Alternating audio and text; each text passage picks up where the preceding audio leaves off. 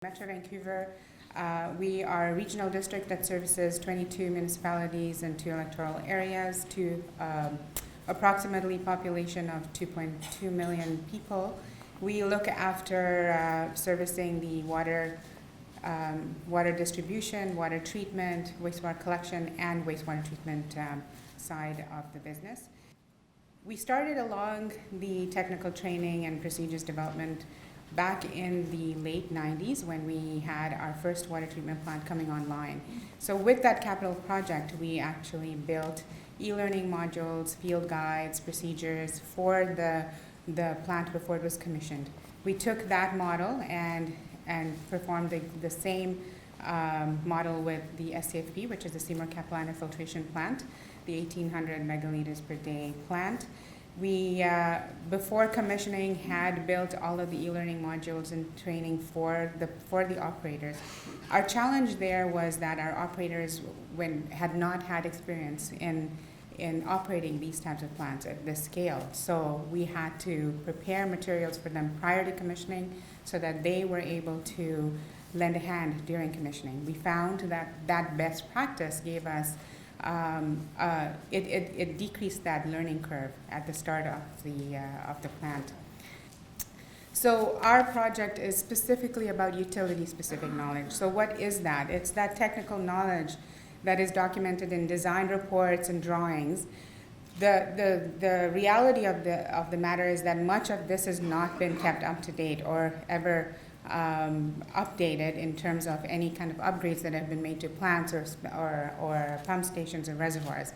Drawings are as old as the pump station and reservoirs are. The knowledge of the systems and equipment are all in our staff's heads. It's really when you're learning about it, you're learning as you go, or you're learning as it's breaking, or you're asking Fred. And we actually do have Fred, who is the go-to person that we'll call and say, what do we do here, Fred? And he'll say, oh, this happened to me X years ago, and this is how I dealt with it. So our project is specifically about utility-specific knowledge. So what is that? It's that technical knowledge that is documented in design reports and drawings. The reality of the matter is that much of this has not been kept up to date or ever updated in terms of any kind of upgrades that have been made to plants or pump stations and reservoirs. Drawings are as old as the pump station and reservoirs are. The knowledge of the systems and equipment are all in our staff's heads. It's really when you're learning about it, you're learning as you go, or you're learning as it's breaking, or you're asking Fred. And we actually do have Fred, who is the go-to person that we'll call and say, what do we do here, Fred? And he'll say, oh, this happened to me X years ago, and this is how I dealt with it. If you look forward to what we're seeing, 40% of our utility staff is eligible to retire in the next 9 years. So that's a big, there is a big driver for knowledge capture. 9 years, so this is looking at age 62 or factor 90, which is your service factor, and it doesn't double. So we're looking at the bulk of our, 40% of our staff. Our staffing, we're at about 900 people in the organization, and so that's quite large.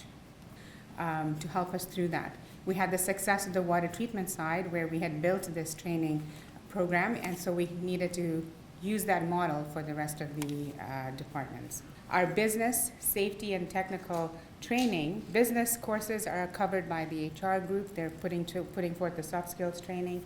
Safety looks after all of our lockout, etc. And what was missing is our technical information. Where is that knowledge and how do we capture that? That's the Metro Vancouver specific. It's how does this particular plant work? So in brief, we embarked on a partnership with a consultant. We call the project the TAP project, the Technical Training and Procedures Program. It's a multi-year technical knowledge management program that started in 2013. It's a key element of succession planning. We're being able to capture this knowledge, but we're also able to get people involved in the knowledge capture process so that we're building capacity within our organization. It's important that the groups have ownership of the materials that are being developed so that they will keep it green. The knowledge on how our plants work, our pump stations work, our reservoir works resides with our staff. But we have resource constraints. We can't really have them focus only on developing training. So we've got to be able to figure out a way to get that information documented in a way that they can use it. The model we have gone out with is partnering with a consulting company. CH Tim Hill is our partner on this project. The knowledge on how our plants work, our pump stations work, our reservoir works really resides with our staff.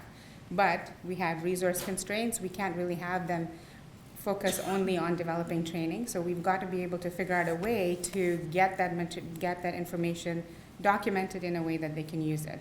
The model we have gone out with is partnering with a consulting company. CH Tim Hill is our partner on this project. They bring to the project complementary utility process knowledge. They have adult learning and instructional design expertise. They will help us with consistency in content development. So as we're going through it and churning it out, we're seeing consistent templates, consistent procedures, consistent formats. Complete operator training and documentation for water and wastewater facilities may be between 0.25% and 0.75% of the total project capital cost. So we checked that against what we'd spend at the SCFP, and we were looking at really right there, bang in the middle of that range at 0.33%. We spent approximately $1 million for that, off that capital construction cost on developing the training materials. If you look at valuation for existing facilities and you look at the value of your assets, the risk of not doing something right, you'll be able to start to go down the road of ROI, which is a very difficult road and it's very hard to justify it. So what we were looking at was just looking at the replacement value of our assets. And if you're looking at that versus what we're about to spend on our technical training, it's a small fraction and is ensuring reliability. We need to ensure that we have resources such as equipment lists that are up to date, drawings that are up to date, process narratives that are describing the function of the plants or the pump stations, subject matter experts that actually have that knowledge, and we're also adding to it maintenance task analysis. That's the acronym there. If you have this resource base, you build on it, and you start to look at the competencies of your staff. What is it that you're expecting them to do? And what is it that you're expecting them to learn?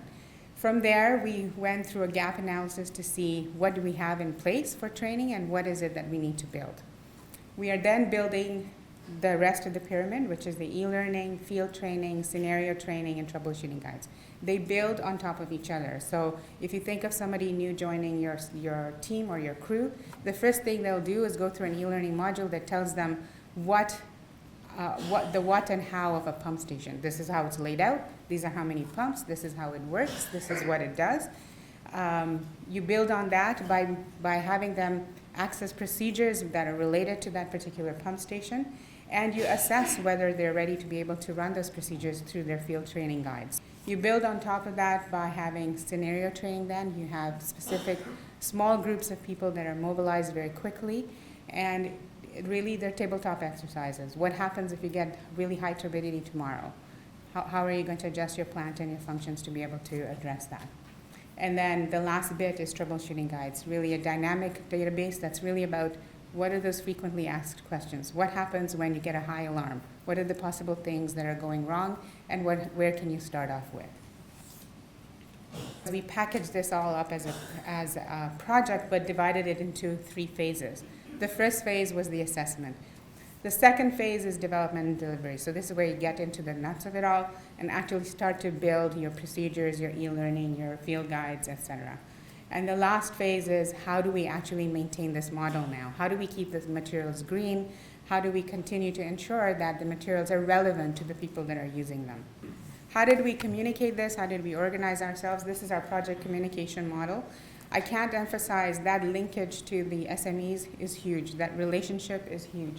Not sure if it's very clear, but the message I'm trying to convey here is that you have a representative from each group that is leading the charge. They're the champion. They're the ones that are actually going to ensure that we're on schedule and moving through our development phase. So you've got a representative from each division or each utility grouping, wastewater treatment, systems operations, quality control. They work directly with the subject matter experts. So they're coordinating people to come out into workshops. They're coordinating reviews of documentation. they're ensuring that the cycle is complete and the deliverables are used. When they start, they're given a field guide that says, this is what we expect you to know in this system.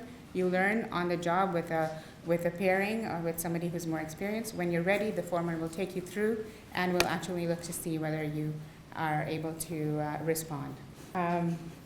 The last bit are our e-learning modules. I will demonstrate just one of them. So it's going to take a learner through that. This is Capilano Raw Water Pump Station. It's taking them through how it's built, what's in it, what it does, and what to expect as it's being run. So you'll see components, you will see knowledge check questions, again, checking to see whether you know it. And at the end of the day, at the end of the module, you're looking at review questions that they need to complete.